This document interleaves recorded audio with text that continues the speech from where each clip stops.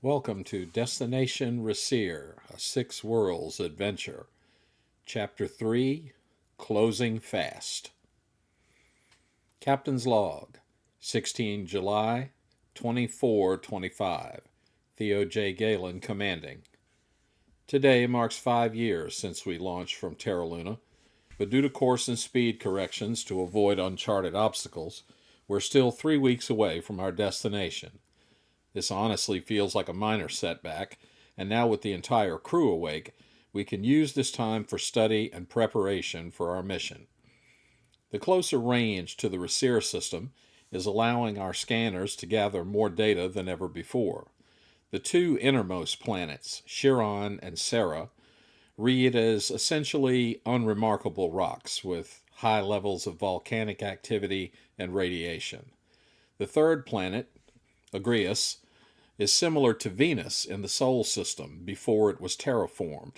High temperatures combined with dense atmosphere laden with ammonia make any known life unlikely.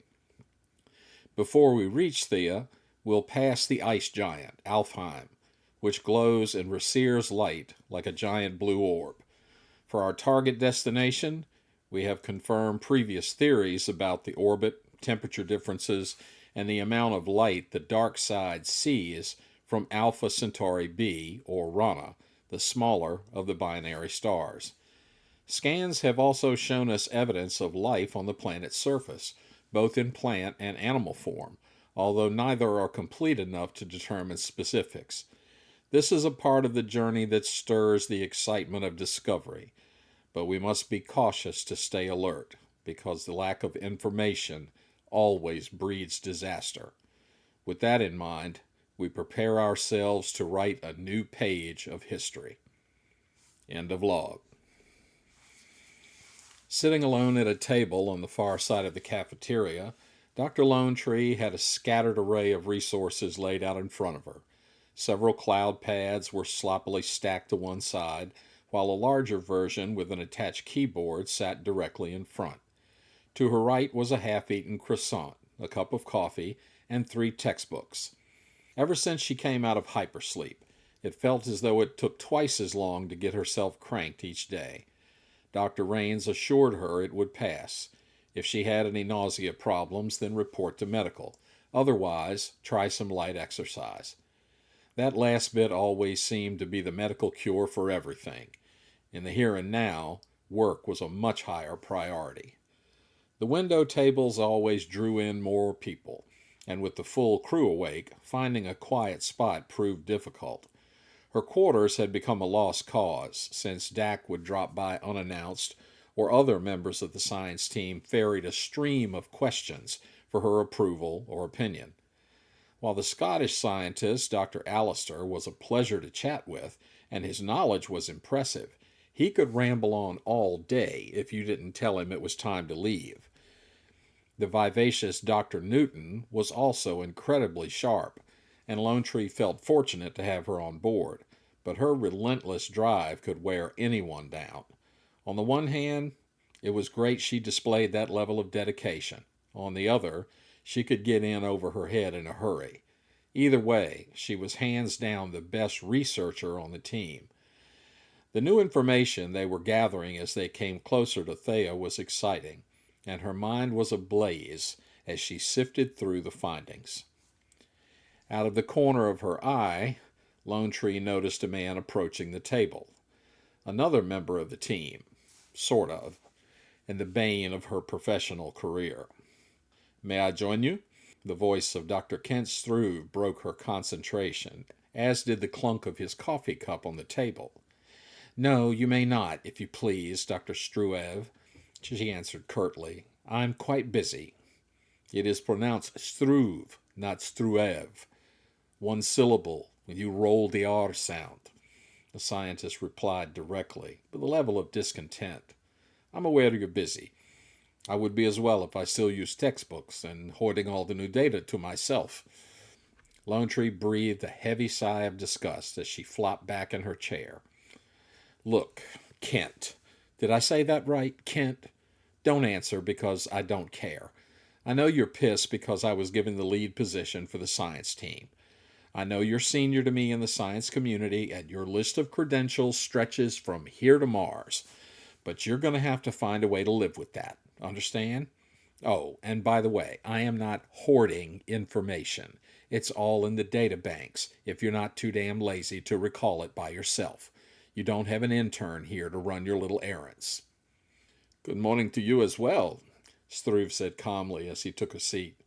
I can't decide if you need more coffee or if you're already over limit. Dr. Kent Struve was the classic Eastern European scientist. Blonde hair, blue eyes, fit at medium height, and confident beyond belief. Granted, his accolades were a showcase of his brilliance. Graduating from prep early, then a degree from Themis University on his home planet of Venus. From there, he earned another degree from the prestigious University of Bazan on Terra Luna, before moving on to neighboring Arados University, where he first encountered Centauri Lone Tree. I've already looked at the data, he continued confidently. I was going to ask your opinion on the latest update. That is, if you're finished lashing out. By the way, I am not angry, as you implied, but you seem to be quite agitated. Lone Tree drew a deep breath and tried to hold her temper. Could it be you second-guessing me at every turn, or constantly questioning every conclusion? Dr. Lone Tree, Struve began as he paused for a sip of coffee. Any scientist should expect to have their results questioned. It's how theories are proven to be facts. I have no resentment for the position you have been given, but if you think that will make me act less like a scientist and more like a lapdog, you are sadly mistaken. I do not question your authority to guide the team, but I will continue to question any conclusion I feel warrants debate. That is my responsibility here, to point out alternatives and options, and you should welcome that, not resent it. As frustrated as it made her in her gut, Lone Tree had to admit it was a fair point, as she tried to compose herself in a more professional manner. Point taken, Dr. Struve. Did I get it right that time? Yes, much better. He nodded in consent. Now, what are your deductions on the latest round of data? She handed him a cloud pad and invited him to follow along.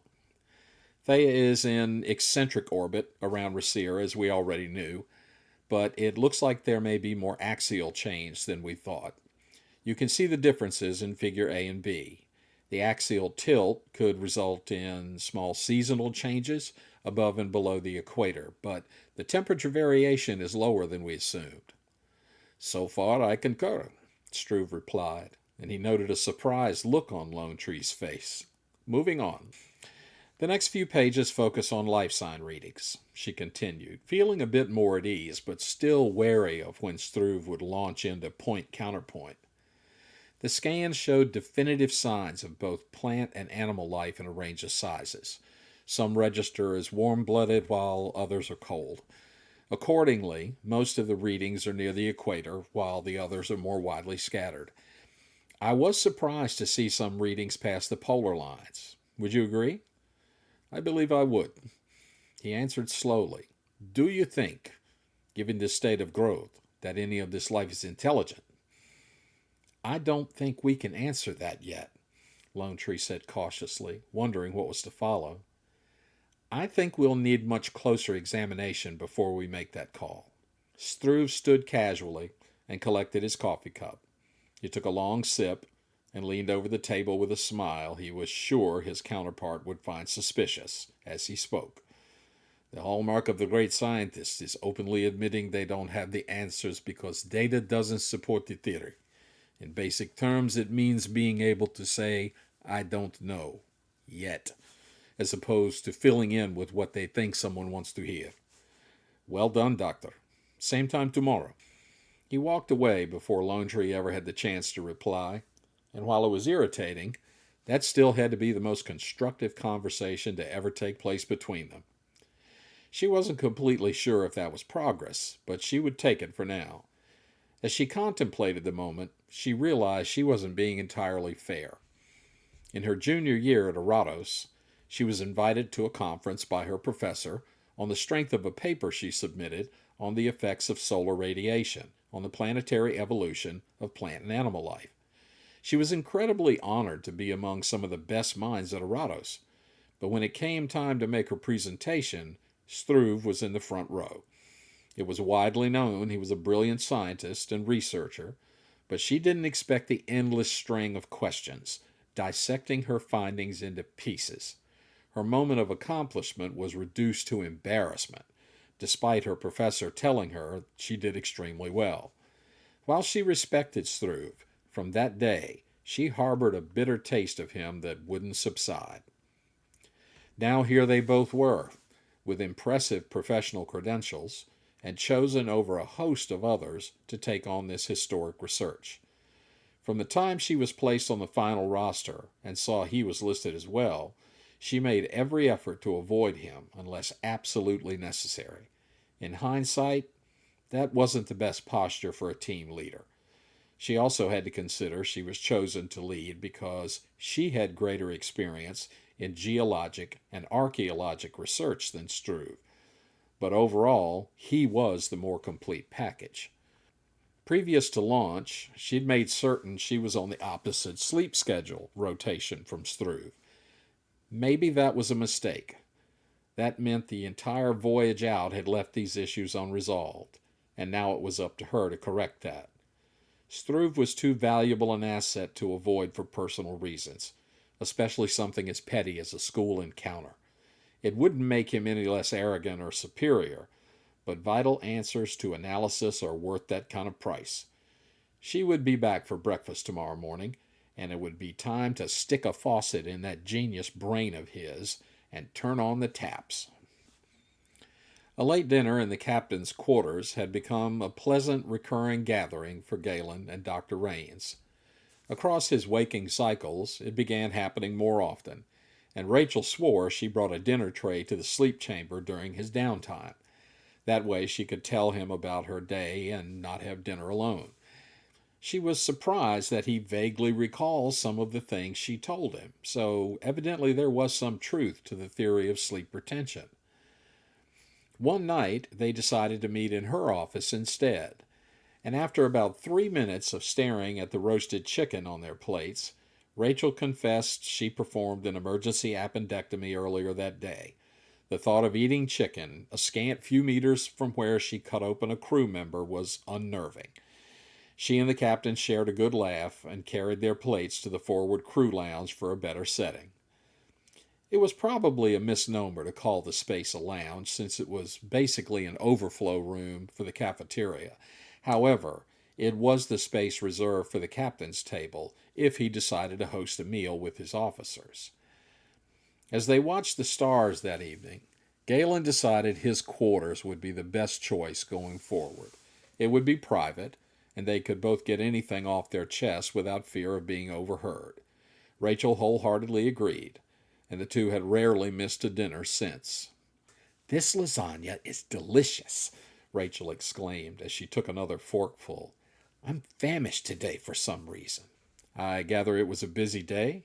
Theo asked, sounding amused, but added, "Or is it because you've had nothing but coffee all day?" "Both, actually." Rachel smiled with her mouth full. Once she swallowed, she complimented, "You did a great job on this. I'm so proud of you." "Me?" Theo said with a full laugh. "Where did you get the idea I could cook? Seriously." Rachel paused, holding back her amusement. "All these dinners we've been having? And all so good?" Theo kept laughing as he tried to answer. "And you thought I'd been cooking all this time?" "Well," Rachel began, but looked around the room. "I never saw a serving cart, so I just kind of ordering from the galley," he finished her sentence. Theo cleared his throat. "I am, after all, the captain." "Are you certain?" she asked, needling him pointing with her fork. "You seem to have a lot of free time to entertain." "I'm only entertaining you," Theo said with a wide smile and a raised glass. "But for the dinner, you can thank Chef Tom." Rachel paused as she was lifting her glass and looked at Theo in disbelief. "Tom? Chef Tom? Really?" "That's his name," Theo chuckled, still holding the glass high. "Should I say Thomas?" Rachel shook her head, joining in Theo's humor. That's only slightly better. Wait, you don't mean the robot? Theo cracked up as he set his glass on the table and struggled to answer through his laughter. No, that's Tony, not Tom. If they assign a robot chef, I'll have it reprogrammed. But Theo, they are consistent, Rachel shot back, knowing where it would hit. Theo's counter was unexpected. Fine, I'll have Tony prepare the next dinner. Your favorite roast chicken.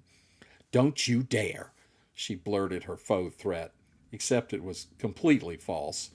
She didn't want Tony anywhere near her dinner. She might trust him to make mashed potatoes, but not that juicy marinated roast chicken. What happened to consistent? He asked, grinning from ear to ear. Screw that, she shouted, throwing her napkin ring at him and instantly apologizing in shock. Oh my God, did I just do that? I'm so sorry. I'm going to tell Tom you threw his napkin ring, Theo said with a tattletale smirk. He loves those things. Oh, shut up, Rachel groused under her smile before coming around the table to sit on Theo's lap. Maybe you should try cooking one night. There has to be something you can make. Theo paused. Peanut butter on sourdough? Rachel touched her forehead to his and whispered, I said cook. Theo didn't hesitate. Peanut butter on toasted sourdough? We're both going to starve on our own, she said, laughing at his answer. You know that, right? Again, he didn't hesitate. Not as long as we have Chef Tom.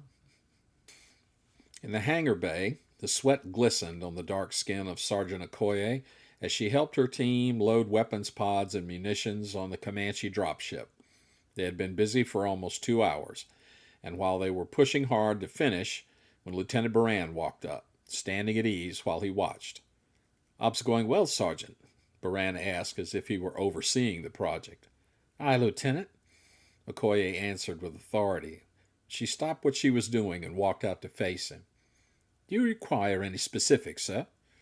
No, Sergeant. I was just checking so I can report to Major Chaveo, Baran replied calmly as he looked around. Permission to speak freely, sir? Okoye asked just above a whisper. Granted. Baran seemed curious. Why the covert voice? Okoye drew a deep breath. Sir, I know you're second in command, but it's not a large unit. Begging your pardon, sir. It would go a long way for morale and cohesion if you got your hands dirty. The team would admire your efforts, sir. If the Major were here, he'd be right there with us. Respectfully, sir. I ask that you lead by example, not by rank. Thank you, Sergeant. Baran acknowledged and began to unbutton his jacket. What else do you need?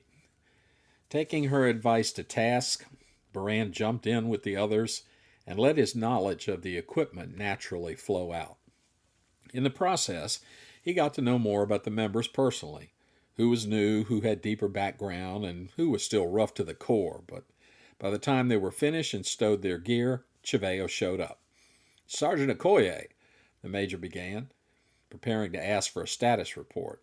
But then his eye caught Baran, sweaty in his T-shirt and utility pants. Lieutenant Baran, I see you joined in the fun. Chaveo looked around at the squad and asked loudly, Howdy do, troops? There was silence for a moment before Corporal Strauss spoke up. He held his own, sir. I say we buy him a pint. I have a better idea. Chaveo sounded off to everyone with a smile. This group finished strip and dropship prep in under 4 hours. That is outstanding. I say we double time to the cafeteria and the beer is on me. The cheer went up in unison as everybody trotted to the door.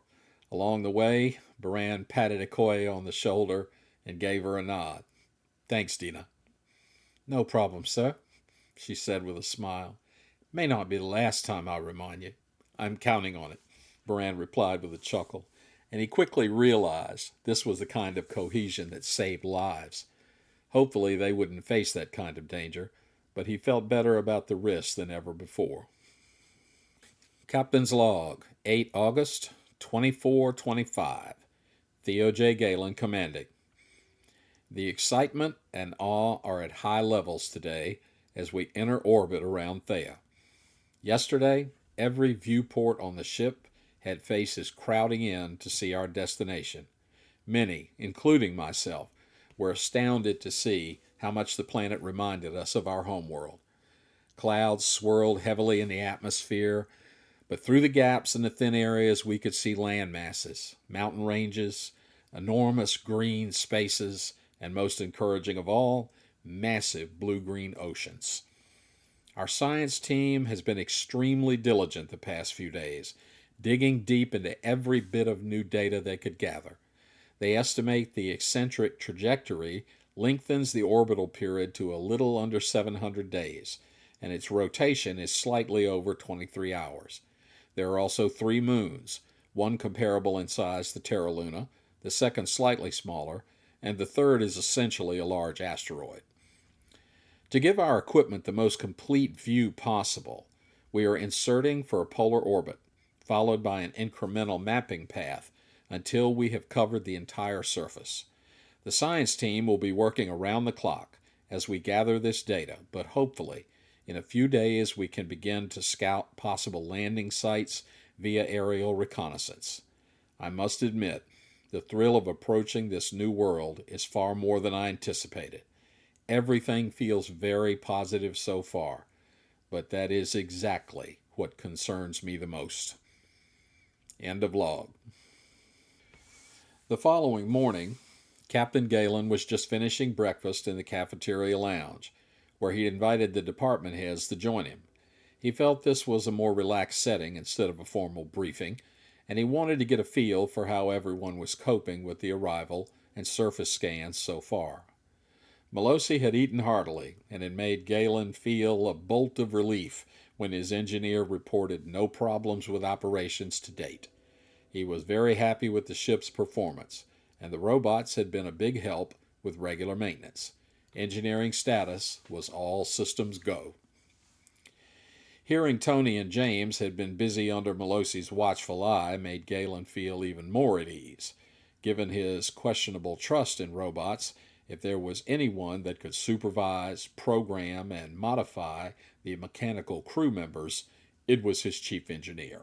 The busier Melosi kept the 10 men, the less likely one would report to him for any assigned task.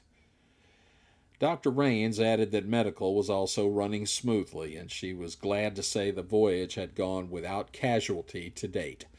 Minor injuries had been easily addressed, and no major surgeries had been required. That said, she had to excuse herself to run regularly scheduled physicals. Major Chiveo felt his team was as ready as possible, but lamented they had nowhere to practice live fire exercise. Training with lasers was never the same. Galen rubbed his hands together as he looked back at Chiveo with concern. Given my military experience, I know exactly what you mean, Major. Unfortunately, I don't foresee our being able to change that situation. I'm not going to sit here and promise we can allow that activity once we reach the planet's surface. Not until we have a great deal more information.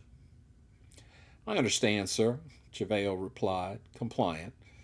I'm happy to report that's the only area we'd like to improve on. In every other aspect, I believe we're ready to do our best. Excellent news, Major, Galen responded gladly, but we'll keep the training scenario in mind for future consideration. As Chiveo offered his thanks, Galen noticed Dr. Lone Tree nervously tapping her fingers on the table.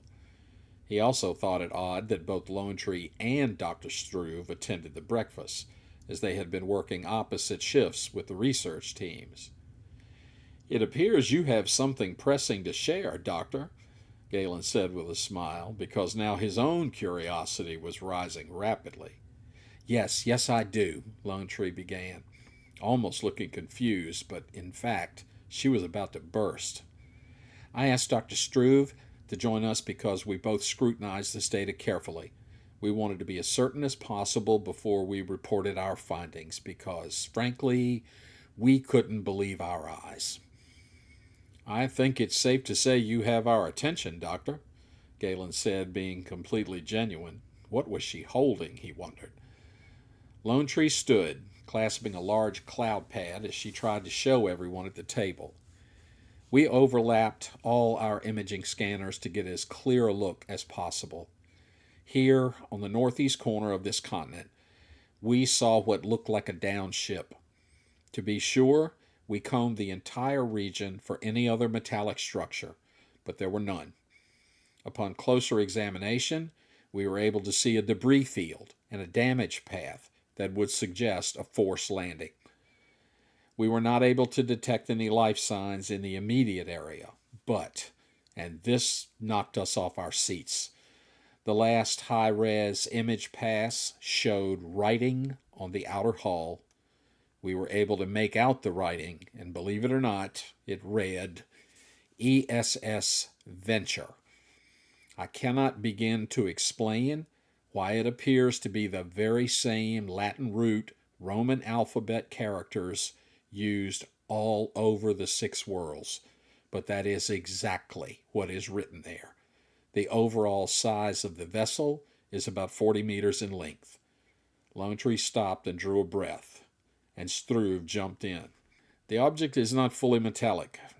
There appears to be both ceramic and composite materials used, so I would be inclined to say this was constructed by highly intelligent beings, Struve commented, but still seemed to be in shock over their discovery. I find it highly unlikely an independent mission was launched from the 6 worlds that would successfully make this journey. That said, it raises the question, is there intelligent life, similar to our own, closer by, possibly even in this star system? The odds against it are astronomical. The other question is, and this is more theoretical than fact, but could someone have broken the relativity concept? You mean time travel? Commander Osaka asked sharply, feeling that was a wild shot at best. Struve answered confidently. I did say theoretical, Commander, but yes, time travel or possible interdimensional crossover. All theories are just that until proven. But for discoveries that are always the first time, we won't know until we get to closer examination. Exactly, Lone Tree added enthusiastically.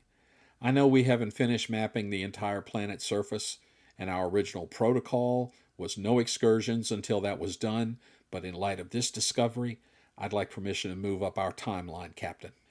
I understand your excitement, Doctor, Galen replied cautiously, and despite his own feelings of intense curiosity, he knew the proper steps had to be taken. I share your enthusiasm, but let's take a breath. He turned to Osaka and began. Commander, equip one of the drop ships with the required gear. Sir, if I may, Chiveo interrupted politely. Our Comanche is already outfitted with everything you might need. Heat sensors, radiation, light analysis, virtual imaging, atmosphere content. We can be ready to launch in 5 minutes, Captain. Despite his disdain for having the assault craft on board, Galen had to admit that Chiveo was right.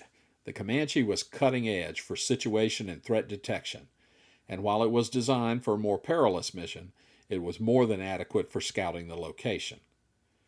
Very well, Major, Galen agreed reluctantly, but proceeded. Take your flight crew, 2 from the science team, and yourself. I'm placing you in command, and let me be very clear, Major. You are not, I repeat, not to land on the surface, barring an emergency, of course. You'll scout an area of 1,000 meters surrounding the site to ensure a safety barrier, and if no immediate threats are detected, return to the Intrepid. Lone Tree instantly protested.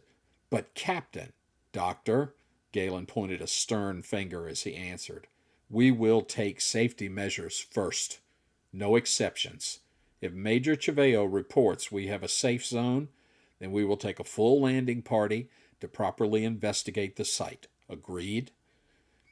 Yes, sir, she replied with heavy disappointment, but Struve placed a hand on her shoulder as he stood. Thank you, Captain. Struve gratefully offered his thoughts.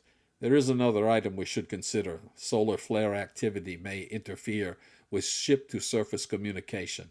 I'm not sure to what degree, but I believe it will be a factor. I could have gone without hearing that, but yes, I agree. It will affect communications. Galen turned back to Chiveo. Major, your responsibilities for this mission just increased. More than a little. Are we clear?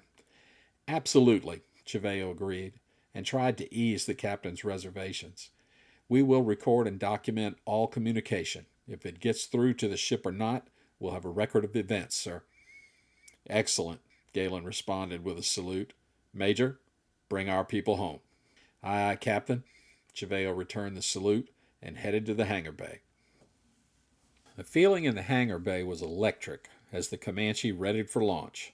Dr. Struve elected to remain on the Intrepid, while Dr. Lone Tree took two other members of the science team, Dr. Melanie Newton for tech support and science scans, and Dr. Albert Allister for genetics and zoology. For the security team, Major Cheveo was joined by Master Sergeant Okoye and combat pilot John Slick Giotti. Cheveo had dropped into hot zones before, and Slick never failed to extract a ground team, no matter the weather or hairy situation. The Major took the co-pilot seat as he checked comms. Everyone hear me back there? Roger that, Okoye acknowledged smartly. Everyone snug those restraints. This may get bumpy before we get close. Intrepid, this is Hilo 1-3, ready to launch. Clear? Cheveo reported, and the bridge acknowledged by opening the launch tube doors. Hilo 1-3, the captain chimed in. Stay safe and we'll see you on the next orbit. Roger that, Captain, Cheveo replied as he turned to his pilot. Take it away, Slick. The hangar bay crew guided the ship into the launch tube, and the blast shield closed behind. The tube outer doors slid clear, and the tunnel lights flashed green. Turn and burn, sir, Slick said with a smile as he throttled up, and the Comanche sprinted into space. Cheveo covered his mic and leaned toward the pilot. Take an easy angle, okay? This ain't a combat drop, and nobody wants to mop the floor when we get back. Slick smiled and nodded while he checked his plot on the screen. Copy that, sir, and then added with a wink, I'll bring her down like a kite. The Major gave his pilot a thumbs up, and the craft began to gently buffet as they entered the upper atmosphere. Dr. Allister held fast to his shoulder straps as he turned to Sergeant Okoye and commented, You lot not big on windows, are you? It'd be nice to have a bit of a peek where we're headed, you know. Okoye seemed unfazed as she answered blankly. The doors act as a blast shield, but don't worry, Doc. When we get low enough, we'll slide both open and you can see all you like. Aye, what's low enough? The doctor queried, unsure if he'd be impressed or afraid by Okoye's calm demeanor. Probably around 600 meters, she said, gently cradling her pulse rifle. Allister tried to lighten the mood. You always hold that weapon like a baby. Got some sentimental value, does it now? Okoye gave him a side-eyed and grinned. I'm still here and breathing, Doc, so yeah, I guess I do. Jolly good, that, Allister said with a shaky smile. He knew there would be unknowns on this mission, but this was not how he envisioned things going. The descent took about 40 minutes, and Slick announced they were closing in on target, and everyone should get their equipment. The cloud cover was heavy, and they had already lost contact with the Intrepid. Any communication was heavily garbled. Slick throttled down as they broke out of the low mist just at treetop level. Give me a slow circle of the target, Cheveo ordered, and then we'll fan out for that 1,000-meter perimeter. Copy that, Slick said cautiously. Slow into hover mode, approaching target. Air quality reads good, Okoye reported. Slightly higher oxygen content. We should be fine. With that cleared, Okoye slid both cargo doors open, and the blast of warm, humid air rushed in like a slap in the face. Dr. Newton began coughing and cursed. Damn, never been to the tropics. Now I don't think I want to. You don't get this kind of humidity around Prometheus? That area of Mars is usually pretty toasty, right? Lone Tree asked, trying to comfort her colleague. Hell no. Newton cleared her throat. We have an arid climate, nothing like this, even in the rainy season. Sounds like the Badlands, Lone Tree commented, suddenly thinking about all her excursions into the canyons back home. Where? Newton asked with a bizarre look on her face. A place on Earth near my home, not far from where I went to college, Lone Tree answered with a smile. You should see it. It's an archaeologist's dream. It's amazing. Never been to Earth, Newton said as she began to fixate on the landscape below. Is Earth like this? Rainforest areas would be similar, yeah, she answered in a distracted tone as she caught sight of the downed ship. There it is. Slick's voice boomed over the comm. Target point reached, directly below to port. Gotta be a ship, all right. Everyone was entranced by the sight of the broken ship below. Cylindrical in shape, it appeared devoid of any fins or stabilizers, but had an enlarged nose cone where the writing appeared below the cockpit windows. 2 hatchways were open, and the outer hull was missing on the last third of the vessel, but appeared to have been removed versus ripped away in a crash. Okay, Cheveo announced over the comm. We've got a fixed position on the crash site. Now we secure the perimeter. Lone Tree scrambled to the cockpit, pushing her way past Okoye, who was still distracted by the sight of the ship below.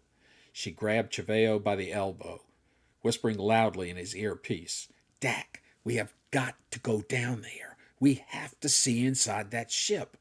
If there's any kind of record, correspondence, ship's log, something, we can't just leave.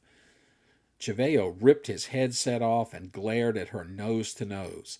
Yes, we can just leave, because it's what I was ordered to do. Are you trying to get me skinned alive? Dak, please, she pleaded urgently. We're cut off from communication.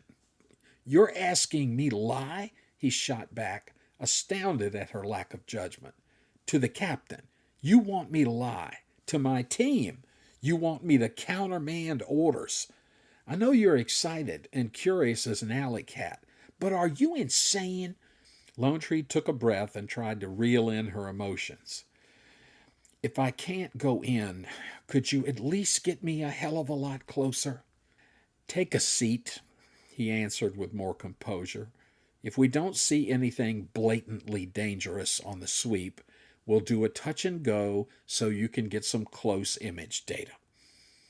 She yanked his jacket collar as if she were angry with him and got nose to nose with the same loud whisper. I love you. He smiled and rolled his eyes, pointing to the seats, and she followed instructions. Okoye gave Lone Tree a stern look once she sat down, shaking her head to send the silent message, Don't you dare try that again. As Slick made the perimeter sweep, they all got a closer look at the incredible landscape. Dense gatherings of trees, similar in appearance to oaks, pines, eucalyptus, rugged rock falls with babbling streams running over them, fields of wildflowers, and the odd sight of tree stumps cut cleanly as if harvested. Something was here. Maybe the survivors of the crash cut them for fuel or habitat. More questions to answer. They made the loop and turned back toward the downed ship, and Slick reported, That's the perimeter, sir. Lots of nature. Didn't see anything moving. Roger that, Cheveo acknowledged. Let's do a touch and go on the clearing next to the ship. The science team wants to get some closer scans. Aye, Major, Slick replied and started back to the ship in a steep banking turn that got the passengers yelling from the G-force. Oh yeah, Cheveo called out over the comm. You should all get buckled in. As soon as we do the touch and go, we're headed back to orbit. Everyone followed instructions, and Okoye left the cargo doors open for the best visual of the crash site. Slick banked downward, dropped altitude, and went to hover mode as he crept closer and closer to the ground. It was near enough that Lone Tree thought she could actually reach out and touch the hull. Just as she heard the engines powering up to ascend, her ambition took over, and she slapped the emergency release on her seat harness and jumped out the cargo door. What the bloody hell? Okoye shouted in disbelief, followed by the required message, Man overboard! What? Cheveo barked as he looked back, but instantly noticed who was missing. He hit his emergency release as well and tossed his headset as he shouted orders. Sergeant, safety's off. You're with me. Slick, prep for immediate extraction and dust off. Weapons hot. The rest of you, keep your ass right where it is. Dak jumped out the cargo door with Okoye hot on his heels. Cat had already made it to the hatchway and crawled inside. At least now he wasn't breaking orders, and he was willing to bet that was exactly what she had in mind all along. He clutched his rifle stock and cursed to himself. I love that woman, if I don't kill her first.